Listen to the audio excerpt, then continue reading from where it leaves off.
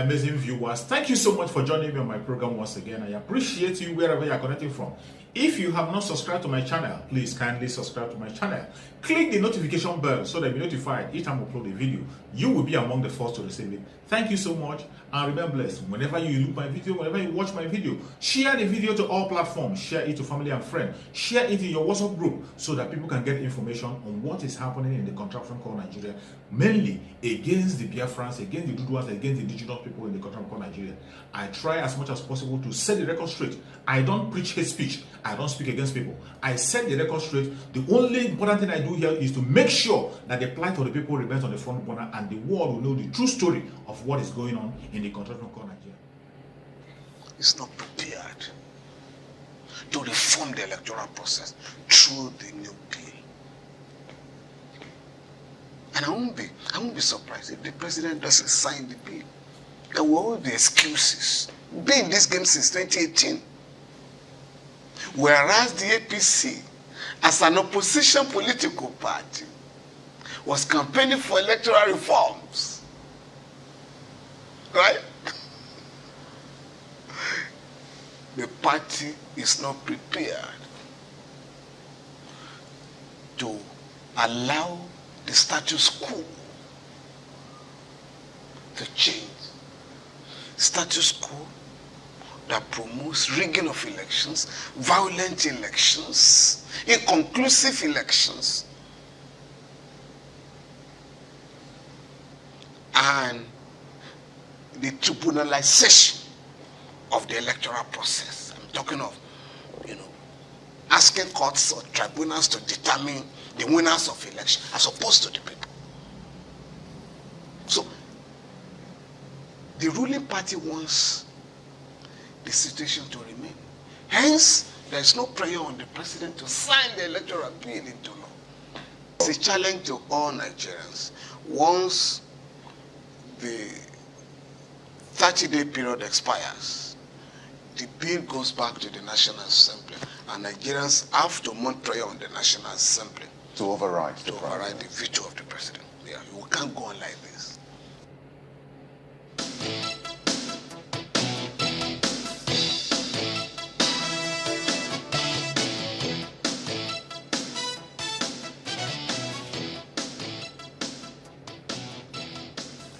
Well, we're taking on issues that have to do with the Electoral Act right now, and joining us in the studio this morning is Mr. Femi Adesina, who is the Special Advisor to the President on Media and Publicity. Mr. Adesina, welcome to Sunrise Daily this morning. Thank you. Good morning.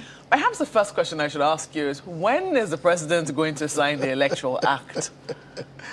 He will sign it any moment from now. It could be today, it could be tomorrow, it could be any time, but within the 30 days. Why has it taken so long? Well, how do you define so long? If the law gives 30 days for something to be done, so what then is so long? As long as it's done within that window. So the first time, well, this is not the first time really.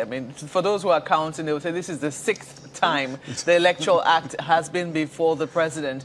But let's talk about the 5th time, when we were quite optimistic that in a matter of no time, as a matter of fact, the president was going to put pen to paper and sign the Electoral Act. And then there was a huge conversation around direct and indirect primaries, or direct primaries being the only clause included in the Electoral Act, and there were, questions as to whether or not the president will sign with that. It took all of 30 days for the president to finally make up his mind. In fact, some people count 31 days before he eventually sent it back to the National Assembly with the reservations that he had. Some people say that if it was just that reservation alone, it shouldn't have taken all of 30 days. Looking at the fact that we're running out of time and then it's gone back to the National Assembly, they've done it, they've made the adjustments speedily, and they've sent it right back before the end of January. January 31 is what you have remembered as the date it was sent back to the president. They did their work in good time, and they were hoping that the president will show that alacrity in terms of the time needed to eventually get this underway. Why is it taking so long? It brings us back to the earlier question. I answered, how do you determine so long? If the Constitution gives a time limit, do it within 30 days. and the 30 days have not elapsed, then you can say it's so long. The intention of as the long as it's done within time. It cannot be that, you know, you have to take up all of the 30 days every time that a bill is sent to you. It is a window within which you can look at a bill. Yes. But for a bill as important as the Electoral Act, shouldn't we show some speed and some, you know, prioritize it, show some, attach some importance, so to speak, you know, in terms of what time in which we pass such an important act? Do you also know that order is better than speed? You can be in such a rush that you muddle things up. But when you do things systematically, methodically, orderly, the chances of making mistakes and committing errors are reduced. What and system is in place right now? What system are we putting in place this time around? How exactly do you mean? You just talked about system and method. And yes, we stay within the constitutional requirement, which is that do this within 30 days. Are you saying that the 30 days will be exhausted first before it could be today. Eventually? It could be signed today. It could be signed tomorrow. That's what I'm telling you. Well, what it has given is now, because today is the day that CSOs have now said they're going to, you know, be marching to try and get the president to look at this bill and understand the importance they believe should be attached to this bill.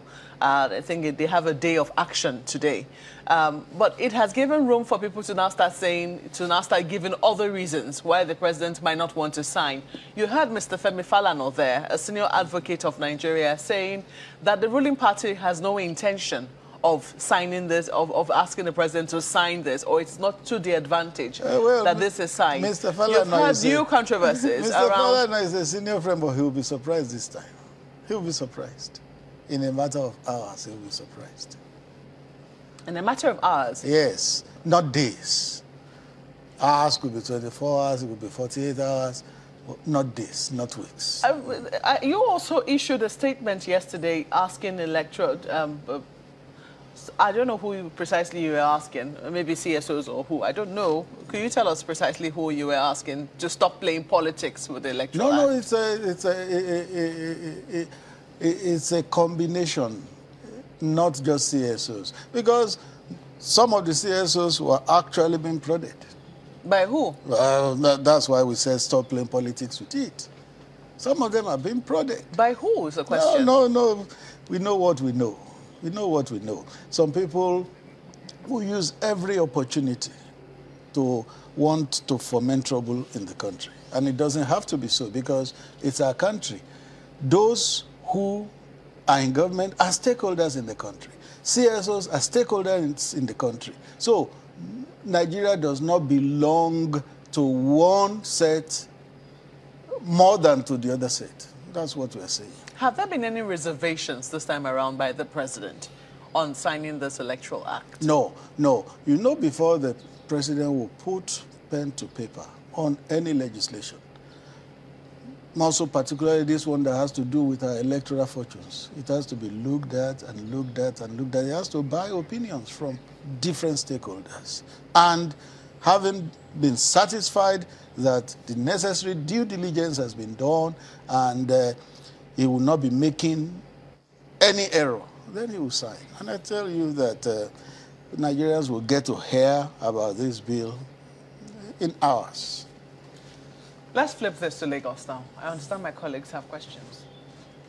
Well, Mr. Adesina, one of the natural questions that comes to mind is some of the issues that the CSOs have raised. And, well, maybe, as you said, should look to the hours. But then, you know, there are those who wonder if INEC, for instance, needs a certain number of days within which to make the announcement, release the timetable and all of that, and the law that is supposed to guide the election is not in place. That's part of the reasons that people are asking these questions. So perhaps that underscores the reason my colleague has been asking, why is it taking so long? No, all those people who are raising those issues do not know better than INEC. And the chairman of INEC has come out to say that as desirable as this electoral amendment bill is for it to be signed by the president, it will affect the date of elections already fixed for next year. Because in the previous years, previous occasions, as Marque mentioned, that bill came up for signature and it was returned. Did it affect election? No, it didn't, because there's an extant Electoral Act. You just revert to it. I'm not saying that in this particular issue that is what will happen, no. But the INEC chairman has said whether it's signed now or later, it will not affect the date of election fixed for next year. Or that if the bill is not signed into law, the new bill is not signed into law, is that to say that the calculation of the presidency is to revert to the previous act? No, I didn't say that. What I have said is that in a matter of hours, we will know what happens to the electoral bill from the president's end. So, right, so don't let's second guess what will happen. We will get to see it in a matter of hours. all right, so sounds to me as though that bill will be signed into law today. So February the 22nd, it is. But I didn't say today. okay, well, we'll wait and see, as you said. But something will happen soon. Okay, all right. Let's talk about still that the CSO's declaration of National Day of Action. It would seem that forced the presidency to give out the statement which was signed by you. And I'm thinking, is the presidency afraid of such demonstration of rights, constitutional rights of protest? Because it sounded as though you didn't want that to happen. Is that the thinking, like, you people should not do this, this is not what we want, just wait and allow us to do what we want to do? Afraid? I'm surprised you use that word, afraid. If you know this presidency, you know the president, you know this administration, it does the right things, so it has no cause to fear. You can fear when you are not doing the proper things. This presidency fears nothing because it does the right things at the right times. There's no cause for fear. And talking of National Day of Action, in a democracy, demonstrations will be legal, will be right, will be fair, will be just. Only that, do all things within the law.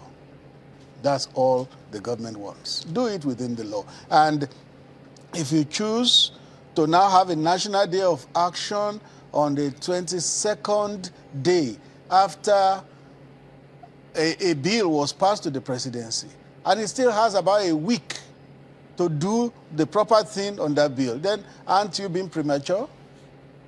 Well, that National Day of Action... While the CSO have a right to go on protest, I'll just say maybe they should have waited a bit more. Okay, so that National Day of Action is predicated upon the time frame, as has been mentioned earlier, 360 days to give notice for an election. If it's meant to take place, February 18th next year. So by the calculation, I thought, you know what, this is the last day the president has to sign, which is why I also said that, well, the president might just sign it today. But regarding that National Day of Action, are you saying it might be unlawful or wrong to carry out that act? I just want to clear that out. Unlawful would not be my word. Rather, I would say inexpedient. It may be inexpedient, but definitely not unlawful. In a democracy, protests will always be legitimate. But are they expedient? No. I'll say having that National Day of Action today is inexpedient because there's still a window of about a week for that bill to be signed. And like I said, a revert will come on that bill in a matter of hours, 24, 48, but definitely not exceeding the 30 days that the Constitution requires. It's interesting that you put hours into 48 when 48 hours makes 2 days. But, I mean, you're a journalist, so I'll give it to you. I understand. It's still hours. I understand. Even if it's 3 days, it's 72 hours. Even if it's 360 hours, it's still hours. I understand. But, when you said the other time, Mr. Adesina, that democracy, in a democracy, protests and all are legal, are permitted, aren't they avoidable? I mean, because if people expect that some things should be done by certain, institutions such as the presidency, and they are not done expeditiously, it is the reason for protests. So isn't it avoidable to have these protests by just doing things as expeditiously as necessary? When you say expeditiously, and there's a window, there's a time frame, if it's done within that time frame, it is still expeditious. That's just it. As long as it's not done outside the time, it is still expeditious. Okay, so this is what, correct me if I'm wrong, Mr. Adesina. So this is the thinking I'm having. The CSOs declare a national day of action and say the president should or must sign that bill into law if we're going to, meet the time. And perhaps the presidency had been making plans to actually get the president to sign or to make that announcement on the same day of the National Day of Action. So is this trying to take the steam off the CSOs so that it is seen as though you didn't force us to do this? We want to do it on our own volition. Am I right? Well, you said, the CSO said it must sign. There's no must in democracy. There's no must. Who gives an order to an elected government? Well, the best they can do is to go and get elected. You don't give order to an elected government because millions of Nigerians elected that government. So you can't come and say you must do this. There's no must in democracy. Well, the No must must. is conditional, And Mr. Adesina. But that's not even the question. The president, okay. Pardon me. The must is please, conditional. go ahead. If we will meet the time frame, so the president must sign on the 22nd. If we will meet that time frame, which INEC has said, so it's a conditional. I mean, it's not a force, I imagine. But the question is this coming out to take the steam of the CSO, saying you didn't force our hand, we wanted to do it anyway, so don't try to take the glory for this one? If there was an attempt to take this team out of what the CSO are planning, then it will be signed yesterday. Because today is the day of action, and today has come. So if there was any intention to take this team out of it, then it will have been signed yesterday. All I'm trying to say is that the CSOs have a right to do what they are doing, and government also has a right to sign when it will sign. Let's look into the nitty-gritties of this bill. There are talks about meetings that the president has had and Clause 84 in that bill. So the thinking is that the president, yes, will sign this bill into law, but then will make or call for an amendment to that Clause 84, which has been quite contentious. We've seen that with the PIA. The president signed but sought an amendment or re-amendment in this case. So is that the thinking also? Would we be seeing a re-amendment to this Electoral Act when it's eventually signed? There is always room for that in our democratic setting. Look at the PIA that was passed in August last year. I think about 2 amendments have been sent to the National Assembly. So there is always opportunity to do that. If there is an issue, if you look at our statement yesterday, it said that that piece of legislation must be made as near perfect as possible. Near perfect. In other words, it recognizes that it may not be completely perfect. And that's why you have the window of sending amendments to the National Assembly. But since we are not out of time, since the executive is not out of time, it wants to make that piece of legislation as near perfect as possible. And then after it's been signed into law, if there are other areas that need to be looked at again, of course, an amendment can always be sent to the National Assembly. So, indeed, that clause... please go ahead, Mark. Well, that's why we're wondering why the president, didn't sign this the first time. I think it was the governor of Rivers State who pointed it out, that for bills which the president considered important to him, he signed with immediate alacrity, almost, and then sent those bills with amendments to the National Assembly to say, I have signed, but please could you take a second look at this pieces of legislature. It's not the rule. It perhaps isn't, but that's what we've seen in bills which have been earth-shaking, so to speak, which the administration considered landmark, both for the National Assembly and even for the executive arm of government. And people thought that this Electoral Act should qualify along that realm as well. You don't think so? No, no. What I'm trying to say is that it is not a rule that the president will always sign and then seek for amendment later. Things can be done right as long as they are done within the time frame. Okay, so it isn't true indeed that the president can sign within the time frame. But the problem right now is the time. My colleague has raised the implications that has been brought to our attention, that if the president signs later than today, there could be implications for the timetable as released by INEC. This is some of the fears that they have. That hasn't been brought to your attention. That is not what the national chairman of INEC said. Look at what he said. He said it will not affect the dates already fixed for election next year, no matter how it goes. That's what the chairman of INEC said. Is there a desire on the part of the president and presidency to see that this Electoral Act is also used for some of the off-season elections? Because some people will say that, that will be a way to really check if this Electoral Act is the way to go. You have said that since this is going to affect our fortunes, what we're looking to do is produce a near-perfect bill. I think those are your words. Yes. If that is the situation, wouldn't it be the desire of the president and the presidency to see that, indeed this thing is put to test in some of these off-season elections we have, and perhaps any amendments made before we eventually go into the general elections in 2023? The moment it is signed, it becomes law. The moment it is signed, it becomes law. So it can be used for the off-season elections, which will not come till maybe June and July for Osun and Ekiti and all that. The moment the bill is signed into law, it becomes a law that is effective in the country.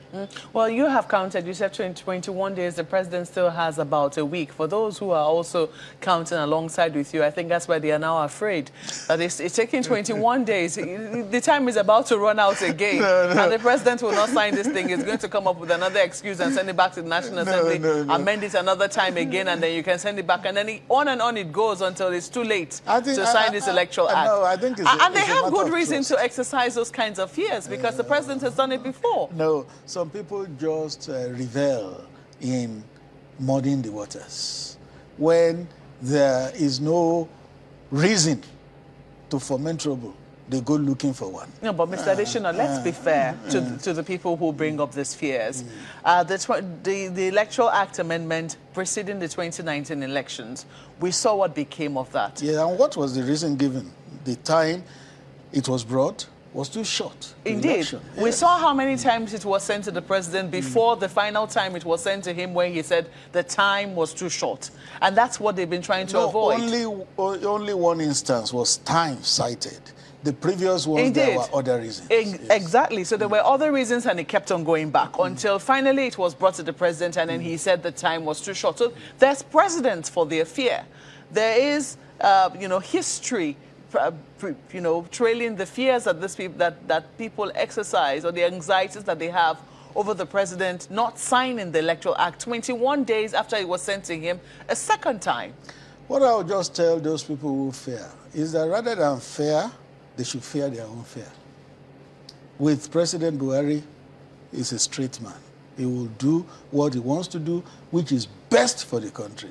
All those who fear unnecessarily should begin to fear their own fear. There's no reason to fear. I think just the second time, just before, I don't know whether to qualify this, the second time of the second coming of this Electoral Act, just to also make sure that everything was okay. CSOs also went into great pains to look at grammatical errors of syntax, etc., to ensure that, when it is sent back to the president again, he doesn't have these as excuses, because that has happened before.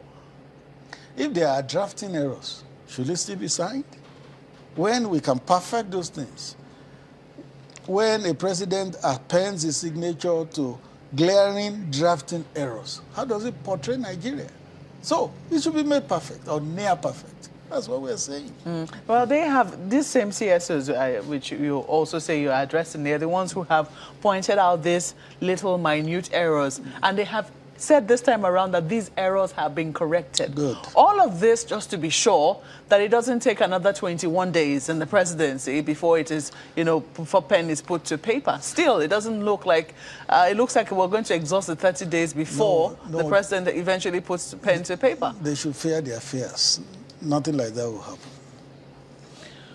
Oh, we have a break at this point. We'll come back and continue this conversation, perhaps on other matters as well, especially what the president will be doing to those who brought in bad fuel. Just stay with us. Mr. Femi Adesina, Special Advisor to the President on Media and Publicity, is still with us in the studios, and he said that the president will sign the bill, the Electoral Act Amendment Bill, in a matter of hours. I mean, he hasn't specified how many hours, but perhaps, it will be less than 24 hours. We do not know. Are you going to clarify, how many hours? Even if it's 48 or 72, it is still hours. Okay. But it is not going to take longer than necessary. The necessary doesn't give an indication into... It does. It does. If something delays, then it's longer than necessary. But this will not delay. You don't think that 21 days is a delay already? No, because it's within the time frame. It's within the time.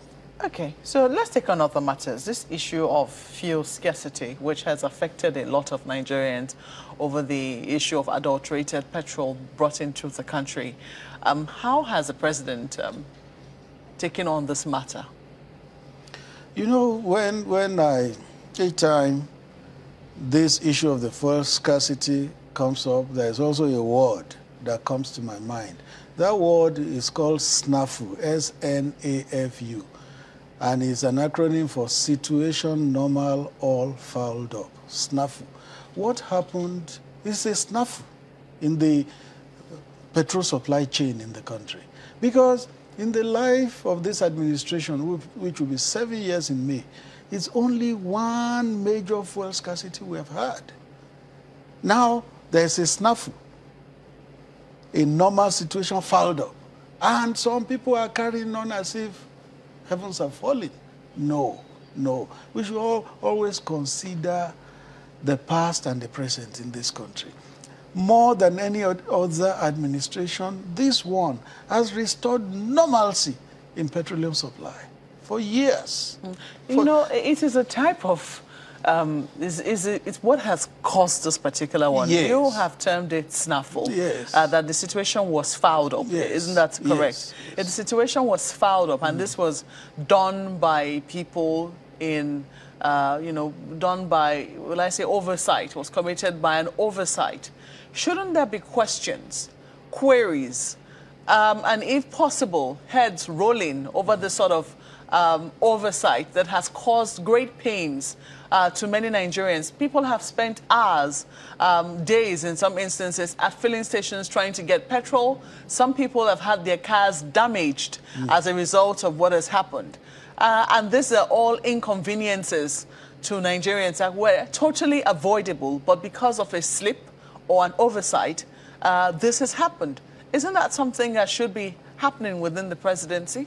It's regrettable that Nigerians have had to stay hours on end at petrol station. My driver goes to also queue up for hours before he gets fuel. It has happened to everybody. Some people have had their car engines damaged. Very regrettable. But then we should not forget that it is not a routine or regular occurrence in the country. And if there was oversight, there is already a structure that can deal with that. And we have been told that it's going to be looked at. Even the House of Representatives has resolved to probe what happened. So it's not as if some people are culpable, then it will be overlooked. Mr. Adesina, I mean, this is not the first time we've been in this country where the House of Reps has looked into a situation that has to do with petrol. I mean, you and I were both journalists in that period when the House of Reps looked at an issue that had to do with petrol subsidies. And we understand that at the end of the day, what came out of the House of Reps or even the National Assembly as a whole was considered a mere resolution by the executive arm of government, and that did not need any action from them. We know that when action really needs to be taken, it should come from the executive arm. Well, it could come from the National Assembly, but precedent shows us that oftentimes that is not the situation. So beyond what the House of Reps is doing, has there been any further interest by the executive arm of government as, you know, empowered in the presidency to take a second look or to ask that it be done speedily, some interest to show that there is some importance attached to this? Definitely, definitely. There has been a meeting of all the stakeholders in the sector, which held at the presidential villa. And the directive from the president is resolve this thing within the shortest possible time. It doesn't mean that there will not be sanctions eventually against those who are culpable. But that is not the interest of Mr. President at this time. The interest is reduce this hardship, eliminate it completely through adequate supply of fuel. That's what Mr. President is involved in. There is a structure that deals with infractions, and that will happen. Well, there's so many questions that have been raging in the minds of Nigerians. Just yesterday, we spoke with the Standards Organization of Nigeria, and they were saying, oh, they have the ability to test petrol or any sort of, you know, product that is brought into the country and let the PPMC or, you know, the agency in charge know just what is inside of the petrol consumed. There have been questions as to, is it that the petrol that is brought into the country is not tested? Because for a number of people, much as this can be a one-off glitch, it was a major glitch. It was a major glitch, and it was a totally avoidable glitch if systems were working. So the question is, what happened to the systems of checks that ought to have ensured that this sort of glitch was picked up in the nick of time? Yeah, but the question also would be that if that system worked for 6 years running, and that glitch didn't happen, from that glitch, lessons can then be learned. That's just a simple conclusion I can reach. If it worked for 6 years and you didn't have that glitch, you didn't have cases of adulterated fuel coming into the country, recall that under the military, particularly under General Sani Abacha, we had cases of adulterated fuel. We had this same case under that administration. General Sani Abacha is a long time ago. Yes, but it happened. It's in the history of the country. A lot of people who are eligible to vote now would not even remember the era of General Sani Abacha. It happened. It happened. So what it did. The point I'm trying to make is that was a long time. Oh, no. Whether long or short. In the history of our new democracy, we haven't had an instance of adulterated fuel of this magnitude whether and scale. Long or short, the point is that glitches do happen. This one has happened, and the country must learn from it, and it shouldn't happen again. Let me flip this to Lagos. Gentlemen. Well, thank you, Mark. You know, I'm glad that Mr. Adesina says that he's also experienced this by proxy, and this is the experience of a lot of Nigerians, lost man-hours, livelihoods, you know, traffic, the damage to vehicles you talked about, and so much more. But when you talked about infractions being punished, I mean, a lot of Nigerians want to believe that, and I think it will be predicated on perhaps what they have seen in the past. Can you remind Nigerians, I mean, an infraction that was punished in recent times, maybe in the last 6 months or a year, by this government? No. It's not in my place to begin to keep a record or register of infractions being punished. No. In the life of a country, many things happen. Many things happen, and we don't begin to open a register and record it. This one committed this infraction, he was punished this way. No. It will not be in my place to start doing that. Okay, I think a yes or no would suffice then. Has any fraction been punished in recent times, in the past 3 months or 6 months? No. Well, one of the reasons government exists is to ensure that there is law and order in the country. And if there is no punishment, law and order will break down. So, government is playing its part, is alive to its duties and responsibilities in the country.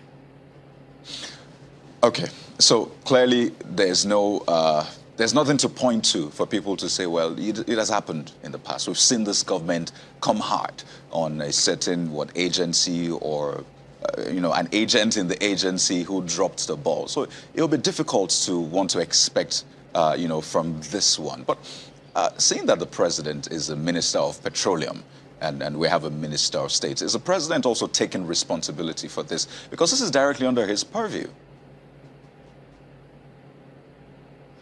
The president takes responsibility for everything that happens in the country because it's under his watch. He takes responsibility for everything that happens in the country, not just a glitch in petrol supply, everything. Anything that happens under his watch, he takes responsibility, and he does whatever should be done. So is the president taking responsibility directly for, as Minister of Petroleum? That's the question my colleague asked you, Mr. Adesina. Yes, and that's the answer I've given. Okay, so if he has taken responsibility... For instance, oh yes. For instance, when the GMD of NNPC company apologized to Nigerians, on whose behalf was he doing it? Is it on his own behalf, or on behalf of the government, and on behalf of the Minister of Petroleum, and on behalf of the President? He did that on behalf of the President, who is also the Minister for Petroleum. Quite instructive that, because I think it's important for people to begin to see that, and not just to hear the apologies, but to see that things are actually done, which is why it will be important to follow this through.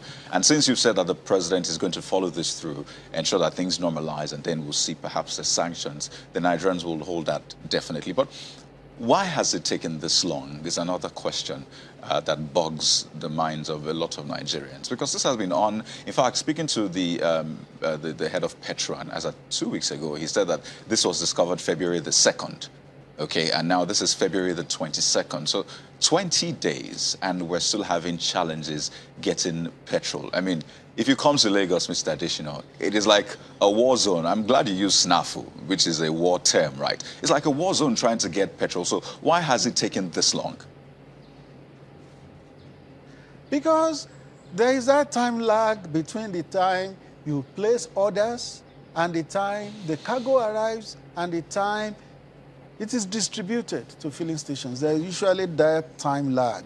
So when there is that glitch, like we have had, and the cargo had to be returned, that means that there is then a vacuum to be filled. And that vacuum can only be filled when a new order is made and the cargo arrives and fuel is distributed to the filling stations. That's why it took so long.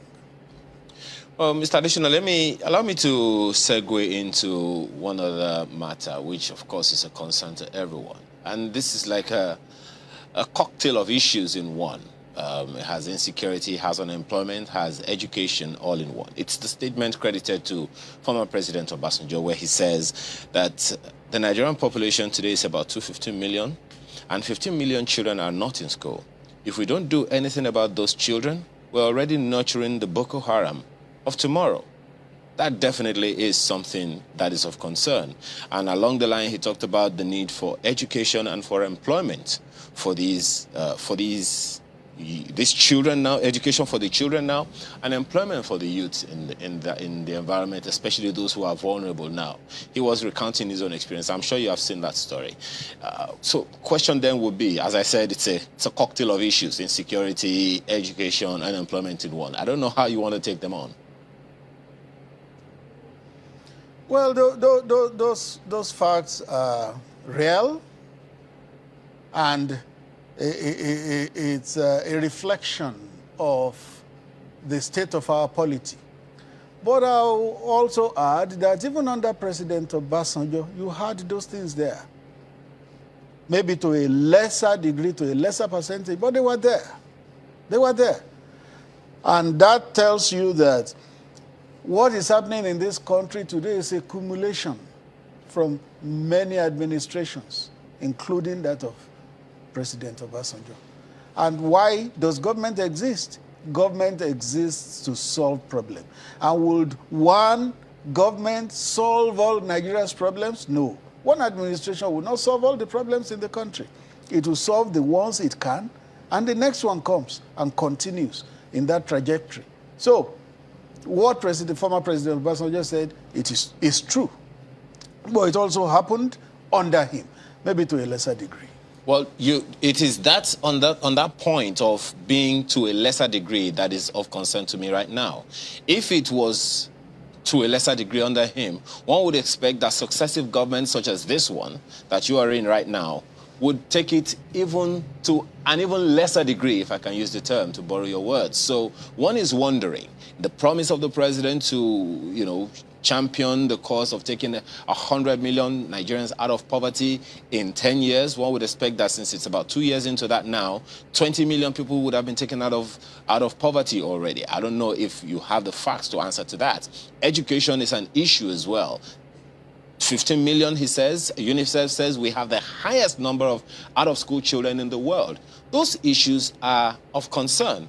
I would definitely be like some kind of, a bump on the back of this government.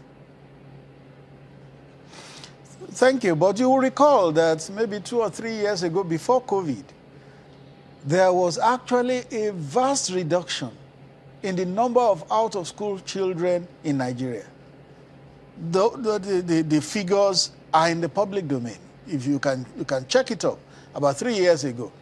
But then you know that the challenge of COVID-19 came and the economy nosedived, not just the Nigerian economy, the global economy. The havoc that COVID wreaked on the country and indeed the global economy is yet to be fully understood because it caused a lot of setback. We had recorded significant improvements in the number of out-of-school children, and suddenly the thing ballooned because you had that challenge, many challenges, including COVID-19. And talking of previous governments, I told you earlier, it's a cumulation.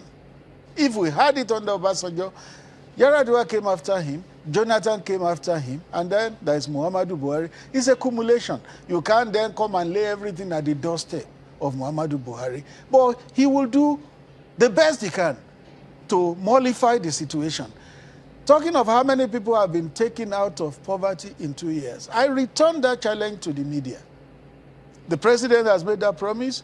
Why can't the media investigate by talking to the right agencies in government? There is Ministry of Labor and Employment, there's National Directorate of Employment, all those. Why don't you do an investigation to come out to say, in 2 years, this is actually the number of people that have been taken out of poverty? Well, we don't have to return it to government at all times. It's also absolutely our duties as media people to investigate it. Well, Mr. Adesina, even the ones that are statutorily responsible, I mean agencies, for doing certain things have not. The National Population Commission, for example, there hasn't been a census, except you want the media to carry out the census for Nigeria. So, I mean, there are things government agencies are meant to do that are not even doing it. We essentially are meant to get these things at the tip of our fingers. But let me quickly take this to politics, because you said that the president, tries to wade into these issues to sort them out. But politically speaking, the APC has been going through a lot of, back and forth. Just yesterday, a letter was sent to INEC saying that they will have zonal congresses on March the 26th. The same day, another statement was put out that, okay, you know what, it will be the convention on that day, and then we'll have the zonal congress earlier. So many things happen, and I just wonder, to what extent is the president involved as a national leader of the party, involved in what's going on in the APC right now? Because it doesn't look like, things are really going smooth. Every party has its issues. And it's not just APC that has issues. Every party has its issues. One party that has sacked all its national chairmen the national chairman over the years left office involuntarily. Was that party APC? No. So all the parties have issues. Your question is, what is the involvement of the president? The president is like the national leader of the party. And so he's interested because he derived his own legitimacy from the party. He was elected on the platform of the party. Today, for instance, is meeting with all governors elected on the platform of the party. That is an involvement. Remember that when the Maimala Buni committee came in, it was because the president got involved. There was like a standoff in the party between the former national chairman and some members of the National Working Committee. And the president stepped in, and we have this caretaker committee coming. So the president is a member of the party, is a leader of the party, and is involved in the fortunes of the party.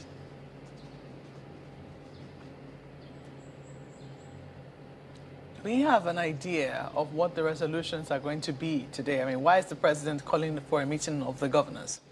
That meeting was to have held on Tuesday last week, but the president was traveling to Brussels the same day. And so he put it off. It was put off by 1 week. It's happening today, precisely at 3 p.m. After that, I'm sure that all the resolutions of the meeting will be communicated to the media.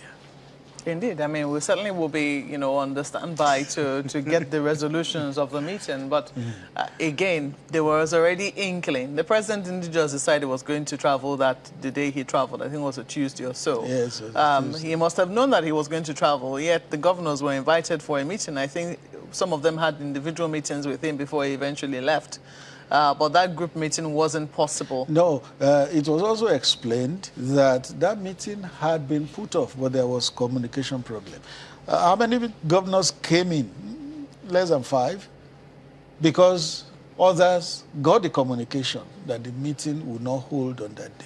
Mm-hmm. It was those who didn't get it that came in. Yes, but there was also inkling that on Saturday or so, which was supposed to be the date, 26th, I think, is the date of the convention initially, yes. 26th of February, there was already inkling that it wasn't going to happen anymore, considering the fact that the president was traveling and that if he was going to return on Saturday, it would leave less than a week for the planning of the actual convention, and there was still a lot left undone. That couldn't have been the reason.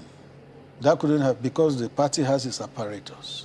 And the apparatus will continue to function even if the president was not around. So the postponement of the convention is not because the president was not around. Okay, so what do we make of this, this law now? Because right now it would seem that the CECPC has lost a lot of ground in terms of trust with members of the party. Some people have said, the February 26th date was sacrosanct and nothing was going to move that date, considering how many moves they had before that time.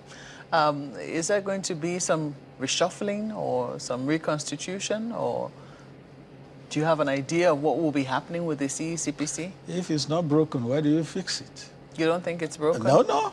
Every party has its issues. Every party. We know one party that held its own convention months before it should have held, and when it elected a new national chairman, he couldn't take office until the date in which the previous national chairman will have his term expiring. He didn't become the legitimate chairman until that date. So it happens everywhere. It happens. Let me quickly take you up on this issue of security as we wrap up, because I know that there will be plenty of time for politics. The political actors will be coming in right after you. But this issue of security, we understand that there was a bomb attack yesterday in some villages close to Shiroro, around the Shiroro area of Niger State. And there are questions.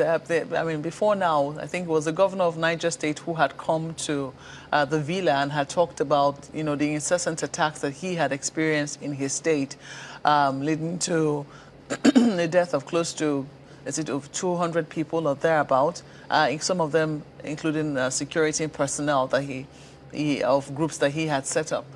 So there are questions as to what attention we're paying to the proliferation of, or will I say the expansion of the activities of people who would like to term terrorists, especially considering the method of attacks that they're currently taking on. Yeah, your precise question is what attention, and I would say great attention. Great attention. If there is anything this government is paying the greatest attention to, it is security. Because whenever the president itemizes the priorities of his administration, he will say, we will secure the country. And then he will add that you cannot effectively manage an organization, a state, a country, unless you have secured it. So it is number one in its priority, and then next will usually be, we will revive the economy, and third, we will fight corruption. So security is number one in the priorities of this administration. If the security challenges have not been sorted out, it will not be due to lack of trying. A lot of attention, a lot of funds, have been invested. What do we know about the attack that happened in Shiroro yesterday? No, I do not have the details. Maybe the governor, as the chief security officer of the state, will be able to say, I heard it over the news, maybe just as you had it. But, of course, every attack is worrisome. And remember that the epicenter of bombing was in the northeast, Borno particularly. That bombing has reduced by 95%, if not more. There was a time in this country that bombs went off 3, 4, 5 times in a day. But we don't hear all that again. So it shows you that if that problem was tackled in the northeast, particularly in Borno, it will be tackled in Niger State, where it happened. Well, Mr. Femi Adesina, would like to hold on to your assurances, and I believe that the people of Shiroro too would also like to hold on to your assurances, especially as they continue to, ask questions about, the security situation, especially in Niger State, in the light of what the governor revealed sometime in January this year, qualified almost as a bombshell by itself. So I certainly know that we'll keep our eyes on what is happening there, but I believe that, the security agencies will also be given details of what they know about that attack, even as they continue to hold on to your assurances. We have to thank you very much for coming in this morning. Mr. Femi Adesina, a special advisor to the President on media and publicity. Thank you so much for your patience to watch from the beginning to the end. I hope you have learned something from the video you have just watched. The video you have just watched is to bring information to your doorstep and for educational purpose. It is not to demonize anybody. Let us watch continuously and see who can be able to make a sense out of every nonsense we are seeing. We must continue. We move. It doesn't matter what they do. It doesn't matter what they say. They will kill us. We will kill them. At the end of the day, Biafra is here. Thank you for watching. If you have not subscribed to the channel, please kindly subscribe to the channel. Click the notification bell so that you're notified each time I upload a video. You will be among the first to receive it. Thank you and remain blessed. Bye-bye. See you again.